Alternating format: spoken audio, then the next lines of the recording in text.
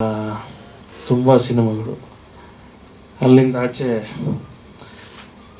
ಸಿನಿಮಾಗೆ ಬಂದಮೇಲೆ ನಮಗೆ ಸಹಜವಾಗಿ ಆಗ 90ರ ದಶಕದಲ್ಲಿ ಎಲ್ಲ ಅತಿರಥ ಮಹಾರಥ ನಿರ್ದೇಶಕರುಗಳು ಅಂದರೆ 10 ಸಿನಿಮಾಗಳನ್ನು ಸಕ್ಸಸ್ ಕೊಟ್ಟಂಥ ಭಾಳ ದೊಡ್ಡ ನಿರ್ದೇಶಕರುಗಳ ಸಾಲೆ ಇತ್ತು.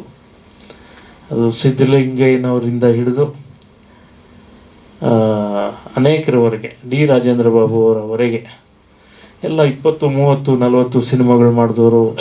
ಆಮೇಲೆಲ್ಲ ಅದ್ದೂರಿ 100 ಡೇಸ್ಗಳು, ಸಿಲ್ವರ್ ಜೂಬಿಲಿಗಳು ಕೊಟ್ಟಂಥ ನಿರ್ದೇಶಕರುಗಳು. ಸಾಯಿ ಪ್ರಕಾಶ್ ಅವ್ರ ಸಿನಿಮಾ ಒಂದಕ್ಕೆ ನಾನು ಬರೆದುಬಿಟ್ರೆ ನಾನು ಒಬ್ಬ ಸಿನಿಮಾ ಗೀತರಚನೆಕಾರ ಆಗಿ ಗುರುತಿಸ್ಕೊಳ್ಳೋದ್ರಲ್ಲಿ ಡೆಫಿನೆಟಾಗಿ ಅದೊಂದು ಮೈಲ್ ಸ್ಟೋನ್ ನಮಗೆ. ಅದು ಅನೇಕ ನಿರ್ದೇಶಕರುಗಳ ಬಗ್ಗೆ ಅಂಥದ್ದೊಂದು ಕಲ್ಪನೆ ನಮಗೆ. ಅದು ಬಹಳಷ್ಟು ಏಳು ಬೀಳುಗಳ ನಂತರ ಒಂದೊಂದಾಗಿ ಒಬ್ಬೊಬ್ಬ ನಿರ್ದೇಶಕರು, ಒಬ್ಬೊಬ್ಬ ಕಲಾವಿದರ ಜೊತೆ ಕೆಲಸ ಮಾಡ್ತಾ ಸಾಯಿ ಪ್ರಕಾಶ್ ಸರ್ ಜೊತೆ ಕೂಡ ಕೆಲಸ ಮಾಡುವಂಥ ಅವಕಾಶ ಕೂಡ ಒದಗಿ ಬಂತು. ಈ ಸಿನಿಮಾ ಅಂತ ಬಂದಾಗ ಅವರು ಇಂಥದ್ದೊಂದು ಕಾನ್ಸೆಪ್ಟ್ ಮಾಡ್ತಿದ್ದೀನಿ, 2 ಹಾಡು ಬೇಕು, ಅದೊಂದು ಚಿಕ್ಕದಾಗಿ, ಅದೇನು ದೊಡ್ಡ ಕಮರ್ಷಿಯಲ್ ಸಿನಿಮಾನೂ ಅಲ್ಲ, ಅಂದರೆ ದೊಡ್ಡ ಕಮರ್ಷಿಯಲ್ ಆಗಿ ಆ್ಯಕ್ಷನ್ನು ಅದು ಆ ಥರದ್ದಲ್ಲ, ಒಂದು ಇಂಟ್ರೆಸ್ಟಿಂಗ್ ಸಬ್ಜೆಕ್ಟ್ ಅಂತೇಳಿ ಒಂದು ಲೈನ್ ಹೇಳಿದ್ರು, ಇಂಥ ವಿಷಯ ಅಂತ. ನನಗೆ ಅನಿಸಿದ್ದು, ಮನುಷ್ಯ ಈ ಕಥೆಗಾರ ಅನ್ನೋನು ಯಾವಾಗಲೂ ಒಳಗಡೆ ಇದ್ದೇ ಇರ್ತಾನೆ. ಅವರ ಬದುಕನ್ನು ಕೂಡ ಕಥೆಯಾಗಿಸಿದವರು ಅವರು, ಸಾಯಿ ಪ್ರಕಾಶ್ ಅವರು. ಅವ್ರ ಬದುಕಿನ ಒಂದು ಭಾಗವನ್ನು ಕೂಡ ಕಥೆಯಾಗಿಸಿದವರು. ಈ ಸಿನಿಮಾ ಕೂಡ ಹಾಗೇನೆ.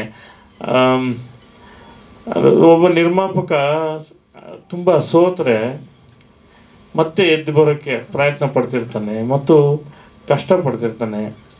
ಅನೇಕರು ನಾನು ನೋಡಿದ್ದೀನಿ, ಸಿನಿಮಾ ಒಂದಷ್ಟು ವರ್ಷ ದುಡಿಮೆ ಮಾಡ್ತಾ ಏಳು ಬೀಳಲ್ಲಿ ಇಲ್ಲೇ ದುಡಿಯುವಂಥ ನಿರ್ಮಾಪಕರು ಅನೇಕರು.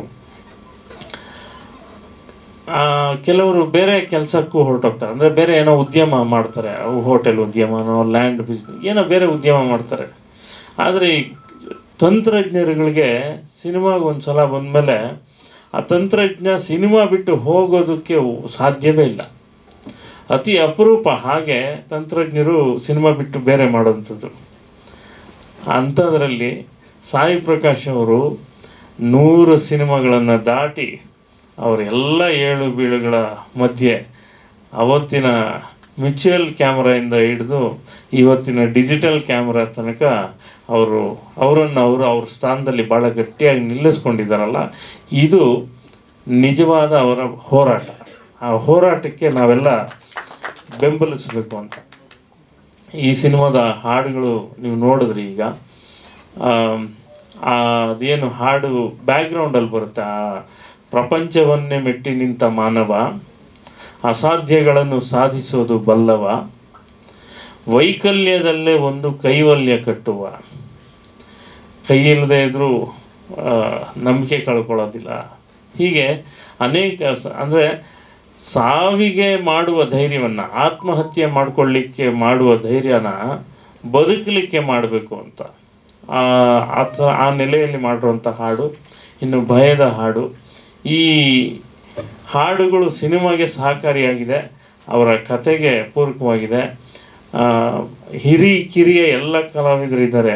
ಜಯಸಿಂಹ ಅವರು ಮತ್ತು ನಮ್ಮ ತನುಜ ಅವರು, ದೊಂಬರ್ ಕೃಷ್ಣ ಅವರು, ಶ್ರೀನಿವಾಸ ಮೂರ್ತಿ ಅವರು, ಪದ್ಮಾ ವಸಂತಿ ಅವರು, ನಮ್ಮ ಕೆ ಸರ್ಕರ್ ಅವರು, ಹೀಗೆ ಒಂದು ದೊಡ್ಡ ತಾರಾ ಬಳಗ, ಶಶಿಕುಮಾರ್ ಅವರಿಂದ ಹಿಡಿದು. ಅಂದರೆ ಸಾಯಿ ಪ್ರಕಾಶ್ ಸರ್ ಸಿನಿಮಾಗಳಲ್ಲಿ ಹಿಂದೆ ಅಭಿನಯಿಸಿದಂಥ ಒಂದು ದೊಡ್ಡ ಕಲಾವಿದರ ಪಡೆನೇ ಈ ಸಿನಿಮಾದಲ್ಲಿದೆ. ಸಿನಿಮಾ ಕಂಟೆಂಟು, ಇಂಥದ್ದೊಂದು ಕಂಟೆಂಟು ಬದುಕನ್ನು ಯಾವಾಗಲೂ ನಾನು ಅಂದ್ಕೋತೀನಿ, ಹಾಡುಗಳು ಅಥವಾ ಸಿನಿಮಾ ಜನರ ಜೀವನದಲ್ಲಿ ಏನಾದರೂ ಒಂದು ಸಣ್ಣ ಬದಲಾವಣೆ, ಸಮಾಜದಲ್ಲಿ ಒಂದು ಸಣ್ಣ ಬದಲಾವಣೆಯನ್ನು ತರಲಿಕ್ಕೆ ಸಾಧ್ಯ ಆದರೆ ಅದು ದೊಡ್ಡ ಸಕ್ಸಸ್ ಅಂತ. ಎಷ್ಟು ಕಮರ್ಷಿಯಲ್ ಆಗಿ ಸಕ್ಸಸ್ ಆಗುತ್ತೋ ಅದ್ರ ಜೊತೆಗೆ ಆ ಸಿನಿಮಾ ಮಾಡಬೇಕಾದ ಕೆಲಸ ಏನು ಸಮಾಜಕ್ಕೆ, ಆ ಕೆಲಸ ಮಾಡಿದ್ರೆ ಅದು ದೊಡ್ಡ ಸಕ್ಸಸ್ ಅಂತ. ಈ ಸಿನಿಮಾ ಅಂಥದ್ದೊಂದು ಕೆಲಸವನ್ನು ಮಾಡುತ್ತೆ, ಅನೇಕರ ಜೀವನವನ್ನು ತಿದ್ದುವ ಕೆಲಸ ಮಾಡುತ್ತೆ ಅನ್ನುವ ಭರವಸೆಯ ಜೊತೆ ಶುಭವಾಗಲಿ ಅಂತ ಹಾರೈಸ್ತೀನಿ. ಇಡೀ ತಂಡಕ್ಕೆ ಒಳ್ಳೆಯದಾಗಲಿ. ನಮಸ್ಕಾರ. ಧನ್ಯವಾದಗಳು.